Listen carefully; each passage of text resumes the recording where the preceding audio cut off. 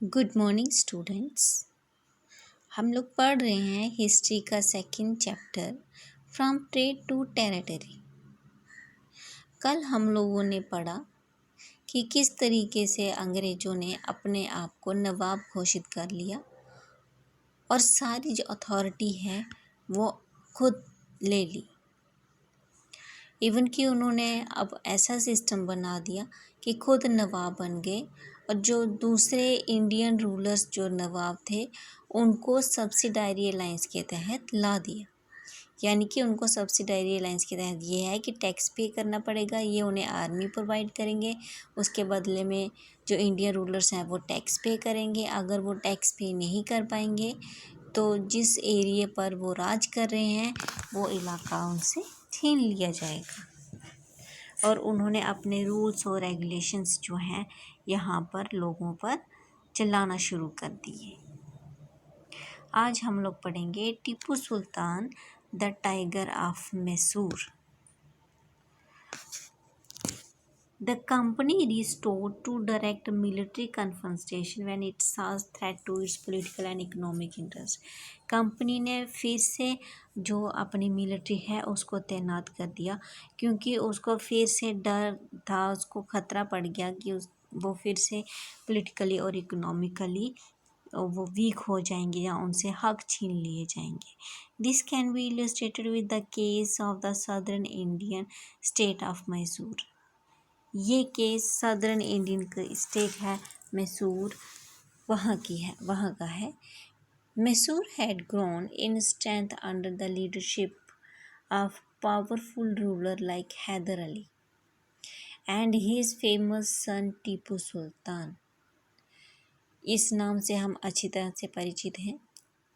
जो मैसूर है वो बहुत मजबूती से सामने आया अंग्रेज़ों के। हैदर अली जो बहुत ही पावरफुल और शक्तिशाली राजा था, उसका बेटा भी उतना ही अच्छा राजा था। Mysore control the profitable trade of the Malabar coast where the company purchase peppers and cardamom. Mysore ने जो वहाँ पर ट्रेड हो रहा था मालाबार कोस्ट पर, उसको अपने कंट्रोल में ले लिया। Tipu Sultan stopped the export of sandalwood, pepper and cardamom through parts of his kingdom. जो उसका राज्य था उसने अपने राज्य से जो चीज़ें एक्सपोर्ट हो रही थी, यानी कि कंपनी जो चीज़ें बाहर भेज रही थी, जैसे सैंडलवुड हो गए, पेपर हो गए, कैडमम हो गए, तो वो उसने रोक दिए टीपू सुल्तान और हैदर अली ने। Disallowed local merchants from trading with the company. और जो वहाँ के लोकल मर्चेंट थे उनको कंपनी के साथ व्यापार करने से मना कर दिया, उनको परमिशन नहीं दी। He also established a close relationship with the French in India. उन्होंने जो फ्रांस है उनके साथ अच्छे क्लोज रिलेशन बनाए और जो मॉडर्न आर्मी है उनकी मदद भी ली। The British were furious. जो ब्रिटिशर्स थे वो काफ़ी डर गए थे। They saw Hyder and Tipu are ambitious, arrogant and dangerous rulers who had to be controlled and crushed. अंग्रेज़ों ने देखा कि ये जो दोनों इतने पावरफुल जो राजा हैं ये उनके लिए कंट्रोल करना बहुत मुश्किल था। ये बहुत ही ज़िद्दी और ख़तरनाक साबित हो रहे थे उनके लिए, बहुत एम्बिशियस थे ये। 4 wars were fought with Mysore. Mysore के साथ 4 लड़ाइयाँ हुई थी। Only in the last the battle of Seringapatam did the company ultimately win a victory. Tipu Sultan was killed defending his capital सेरिगपत्तनम।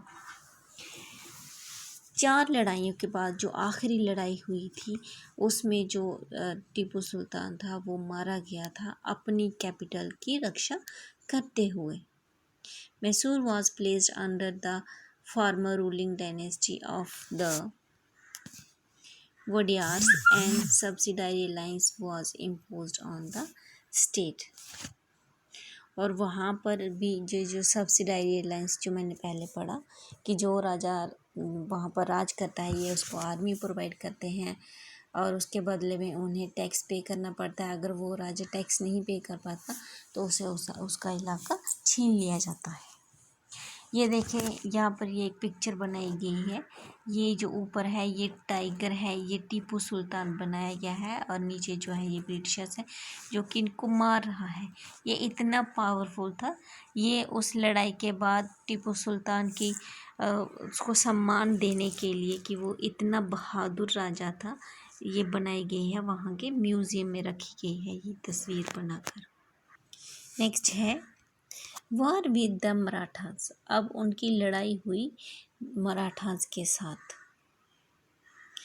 From the late 18th century, the company also sought to curb and eventually destroy Maratha power. उन्होंने लड़ाई करते हुए जो Maratha power थी उसको ख़त्म कर दिया। With their defeat in the third battle of Panipat, Panipat की जो तीसरी लड़ाई हुई थी 1761 में, the Marathas' dream of ruling from Delhi was shattered.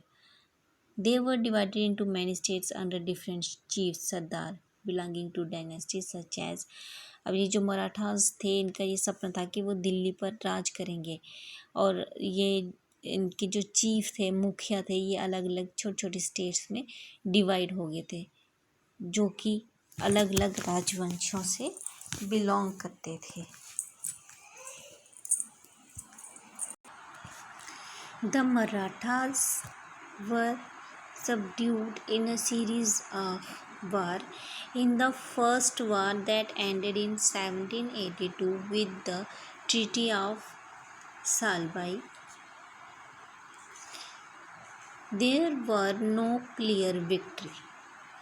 कह रहे कि उस समय क्लियर विक्ट्री होता है, साफ तौर पर किसकी जीत हो रही है ये नहीं पता चल रहा था। Second Anglo Maratha war was fought on different fronts resulting in the British gaining Orissa and territory north of the Yamuna river.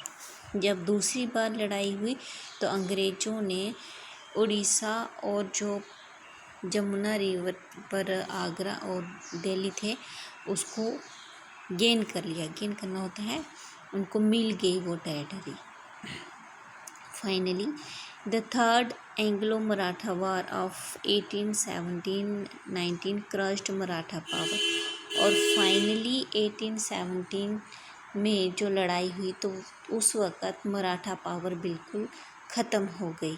The Peshwa was removed, Peshwa जो थे वो उनको रिमूव कर दिया गया, हटा दिया गया, and sent away to Bithur near Kanpur with a pension. Pension के साथ इनको कानपुर भेज दिया गया।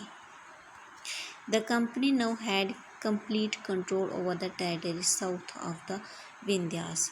और इस तरीके से कंपनी ने विंध्यास जो साउथ में है उस पर कंट्रोल कर लिया। ठीक है।